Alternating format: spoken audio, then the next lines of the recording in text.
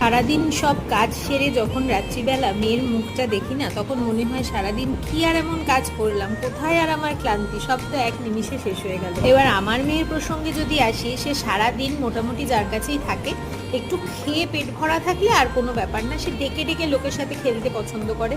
আর রাত্রিবেলা আজকে এই যে ভিডিওটা আমি করেছি, এই ভিডিওটা করতে গিয়ে ওকে 5 বার ঘুম পাড়িয়েছি। এটা 6 নম্বর বারের প্রচেষ্টা। কেউ বলবে ও ঘুম পাইছিল বা ও ঘুমোচ্ছিল? এই যে দেখছো, এত কষ্টে এত আস্তে আস্তে ঘুম পাড়াচ্ছি।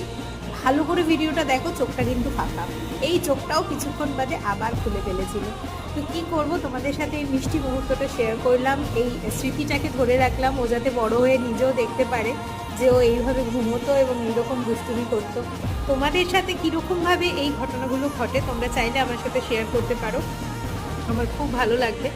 আর আশীর্বাদ করে ওকে, ও যেন অনেক বড় হতে পারে।